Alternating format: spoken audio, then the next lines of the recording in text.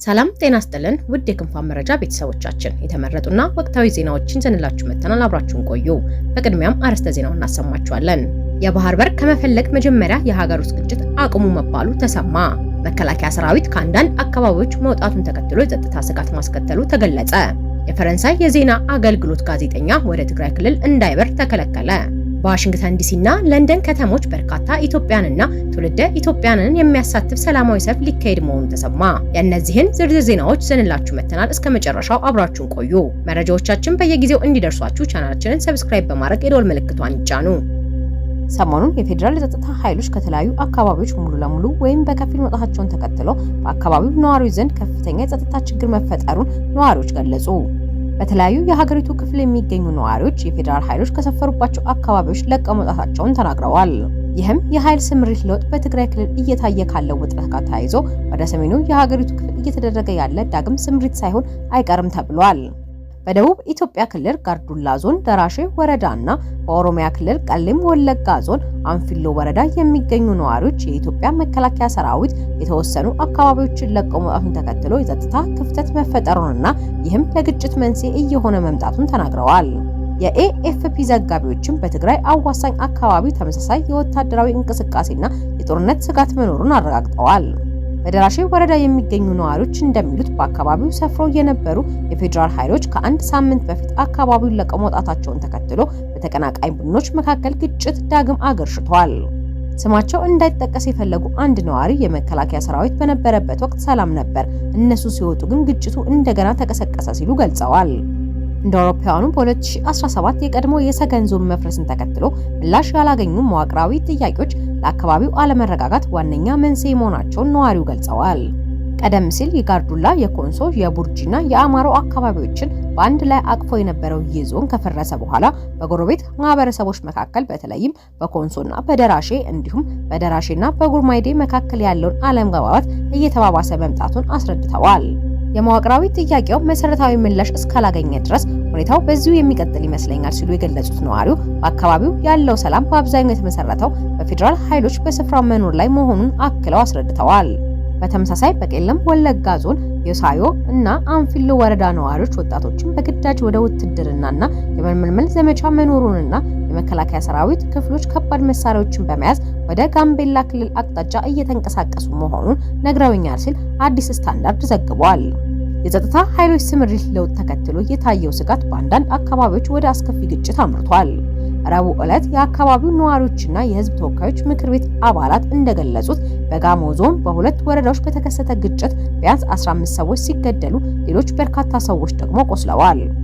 ግጭቱ የተቀሰቀሰው በአስተዳደራዊ ወሰን ጥያቄና ለረጅም ጊዜ በዘለቁ የማህበረሰብ መካከል ውጥረቶች ምክንያት መሆኑን የገለጹት ኃላፊዎች መከላከያ ሰራዊት ግጭቱን ለመከላከል በአካባቢው ባለመገኘቱ የተፈጠረ የጸጥታ ክፍተት ለጥቃቱ መባባስ ምክንያት መሆኑን ጠቁመዋል።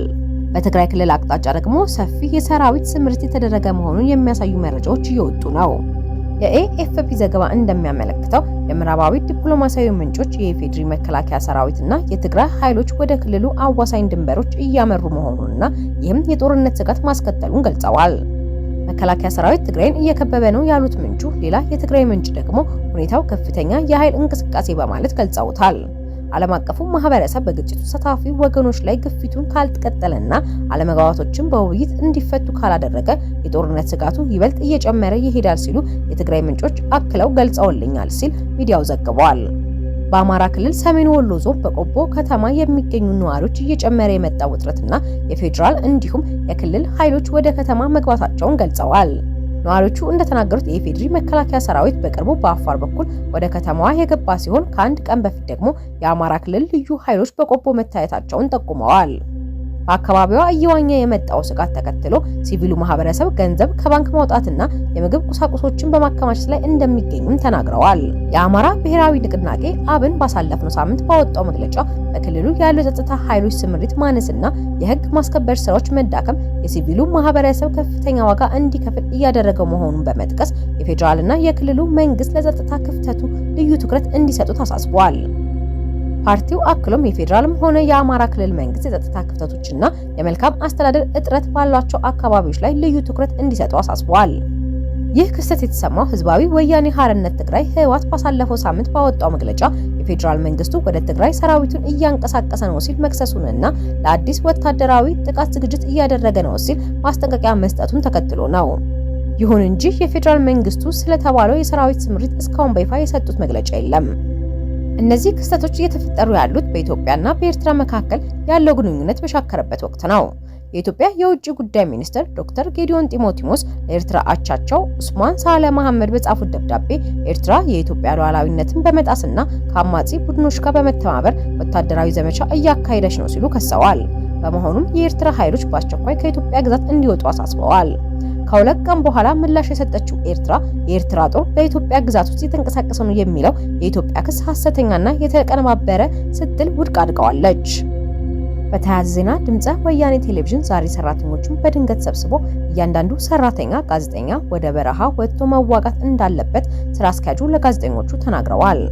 ከዚህ በተጨማሪም በትግራይ ክልል የኤርትራ መገበያያ ገንዘብ የሆነው ናቅፋ ብርን ተክቶ መገበያያ እንዲሆን የኤርትራ ቴሌን እንደ አማራጭ ጥቅም ላይ እንዲውል ወደ ውጊያ የማይዘምት ኃይል መሬቱን እንደሚቀማ ጥቅማጥቅም እንዲቆም እያንዳንዱ የገጠር የቤተሰብ ኃላፊ አይብ፣ ገንፎ፣ ማር ወዘተ እንዲያዘጋጅ በከተማ አካባቢ የሚኖሩ 25 ኪሎ ግራም እህል፣ 1 ኪሎ ግራም በቆሎ እንዲዘጋጅ ትዕዛዝ መውረዱን አንድ ከፍተኛ የስምረት ፓርቲ አመራር ተናግረዋል። በመጪው የካቲት 16 2018 ዓመተ ምህረት ከቦታ ቦታ የስንቅ መሰብሰብ ስራ ይጀመራል ተብሏል ሲል አዲስ ሪፖርተር በጽሁፉ ላይ አስፍሯል። የባህር በር ከመፈለግ መጀመሪያ የሀገር ውስጥ ግጭት አቁሙ ሲል የኤርትራ የማስታወቂያ ሚኒስትር የማነ ገብረ መስቀል ተናገሩ። የኤርትራ የማስታወቂያ ሚኒስትር የማነ ገብረ መስቀል በኤክስ ገጻቸው ላይ ባሰፈሩት ጽሁፍ የኢትዮጵያ መንግስት ደጋፊዎችና ካድሬዎች ሐቀኝነት የጎደላቸው መከራከሪያዎችን በማቅረብ በኤርትራ ላይ ጦርነት ለመክፈት ሰበብ እየፈለጉ ነው ሲሉ ወነጀሉ። ሚኒስትሩ የቀይ ባህርን ደህንነት ለማስጠበቅ የባህር ኃይል ማሰማራት አስፈላጊ ነው የሚለው የኢትዮጵያ መከራከሪያ ከእውነት የራቀና ለቅዠት የቀረበ ነው ሲሉ አጣጥለውታል። የኢትዮጵያ መንግስት የሀገር ውስጥ ግጭቶችን መፍታት ባልቻለበት ሁኔታ ቀጠናዊ ግጭት ለመፍጠር መንቀሳቀሱ ግራ አጋቢ መሆኑን የገለጹት ሚኒስትሩ መንግስት በውስጥ ችግሮች ላይ ቢያተኩር እንደሚሻል መክረዋል። የወደብ ኪራይ ክፍያ በኢኮኖሚ እድገት ላይ ተጽዕኖ ያሳድራል የሚለው መከራከሪያ ጊዜ ያለፈበትና ሐቀኝነት የጎደለው ነው ያሉት አቶ የማነ እነዚህ መከራከሪያዎች በሙሉ በኤርትራ ላይ ጦርነት ለመክፈት የታለሙ የተቀናጁ እንቅስቃሴዎች እንደሆኑ ገልጸዋል። ሚኒስትሩ አክለውም እነዚህ መከራከሪያዎች እውነትና ዕውቀት የታከለባቸው ለማስመሰል የተራቀቁ አገላለጾች ጥቅም ላይ ቢውሉም ዋናው ዓላማቸው ግን ሆም ተብሎ ውጥረቱን ለማባባስና ለኃይል እርምጃ ምክንያት ለመፍጠር ያለመ ነው ብለዋል። የፈረንሳይ የዜና ወኪል ኤኤፍፒ ጋዜጠኛ በዛሬው ዕለት ወደ ትግራይ ክልል እንዳይበር መከልከሉን የዜና ወኪሉ ዘገበ። የፈረንሳይ የዜና ወኪል በአዲስ አበባ መቀመጫውን ያደረገና ህጋዊ ፍቃድ ያለው ዘጋቢ ወደ ትግራይ ክልል ሽሬ ከተማ ለመብረር ሲሞክር ከኢትዮጵያ የውጭ ጉዳይ ሚኒስቴር ፍቃድ የለህም በሚል ምክንያት ከአየር መንገድ እንዲመለስ ተደርጓል ብሏል። በዘገባው መሰረት የአዲስ አበባ አውሮፕላን ማረፊያ የደህንነት ሰራተኛ ምንም አይነት ማስረጃ ሳያቀርብ ይህ ዛሬ ወይም ትላንት ስራ ላይ የዋለ አዲስ መመሪያ ነው ሲል ገልጿል። የድንበር የለሽ ጋዜጠኞች ቡድን አርኤስኤፍ በወጣው መግለጫ የኤኤፍፒ ጋዜጠኛ ከጉዞ መታገዱን ህጋዊ እውቅና ባለው ጋዜጠኛ ላይ የተፈጸመ መረጃ የማግኘት መብት ጥሰት ነው በማለት ገልጿል። ቡድኑ የድርጊት በኢትዮጵያ በዓለም አቀፍ መገናኛ ብዙሃን ላይ የሚጣለው ገደብ እየተባባሰ ስለመምጣቱ ሌላኛው ማሳያ ነው ብሏል። የአብሮነት ኢትዮጵያ በሚል ስያሜ ተሰብስበው ላለፉት ጥቂት ወራት በዋናነት በማህበራዊ ሚዲያ አማካኝነት በሀገራዊ ጉዳዮች ላይ ውይይት ሲያደርጉ የቆዩ አካላት በቅርቡ በዋሽንግተን ዲሲና በለንደን ከተሞች በርካታ ኢትዮጵያውያንና ትውልደ ኢትዮጵያውያንን የሚያሳትፉ ሰላማዊ ሰልፍ ሊያካሂዱ መሆኑ ታውቋል። ሰልፉን የሚያስተባብረው የትዕይንተ ህዝብ አዘጋጅ ግብረ ኃይል የቴክኒክ ኮሚቴ ዛሬ ባወጣው መረጃ እንደሚጠቁመው አንድ የበይነመረብ ትዕይንተ ህዝብ እና ሁለት ሰላማዊ ሰልፎችን በዲሲና በለንደን ከተማ በሚቀጥሉት 2 ወራት ለማካሄድ እቅድ ተይዟል ይላል። በአሁኑ ወቅት ሀገራችን ኢትዮጵያ በቅርብ ዘመናት ታሪኳ አይታው በማታውቀው መጠን እጅግ አሳሳቢ በሆነ የህልውና አደጋ ላይ ነች። ላለፉት 7 ዓመታት በሀገራችን በተካሄደው ህዝብ አስጨራሽ የእርስ በርስ ጦርነት ምክንያት በሚሊዮን የሚገመቱ ዜጎቻችን ማለቃቸው፣ በቢሊዮን የሚገመት ሀብትና ንብረት መውደሙ አልበቃ ብሎ አሁን እንደገና ወደ ሌላ ከፍተኛና ቀጠናዊ ጦርነት ውስጥ ልንገባ ተቃርበናል ያለው ኮሚቴው ይህ አፍጥጦ እየመጣ ያለው አደጋ ያለ ተጨባጭና ፈጣን የትግል እርምጃ በቀላሉ ሊቀለበስ አይችልም ብሏል። አክሎም በህግ ማስከበርና በባህር በር ጥያቄ ሰበብ እየጎሰመ ያለው ጦርነት ከፈነዳ ሀገራችን መንግስት የለሽ ወደ ሆነ ሁለንተናዊ ቀውስ መግባቷ የአፍሪካ ቀንድም የቅርብና የሩቅ የውጭ መንግስታት የውክልና ጦርነት አድማ በመሆን መቋጫ ወደ ሌላው ትርምስ እንደሚገባ ጥርጥር የለውም።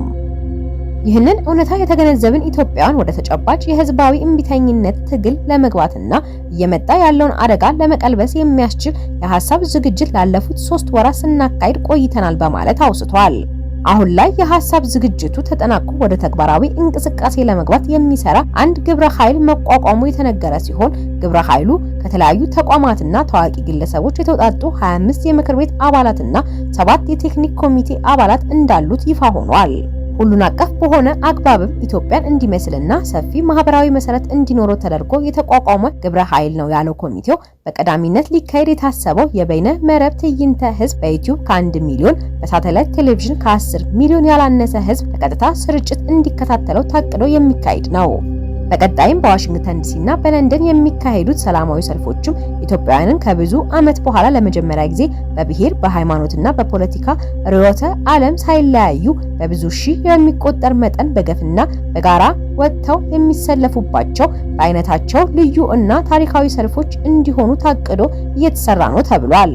የትዕይንተ ህዝቦች ዓላማ በኢትዮጵያ መካከል አዲስ የመተማመን ለጋራ ችግር በጋራ የመቆምና በጋራ የመታገር የተነሳሽነት ስሜትና ተስፋ እንዲጠነክር ማድረግ እንዲሁም የውጭ መንግስታትና ዓለም አቀፍ ተቋማት የወቅቱን የኢትዮጵያ ሁኔታ በአግባቡ እንዲገነዘቡ ያደርጋል ተብሎ እቅድ መያዙ ተሰምቷል።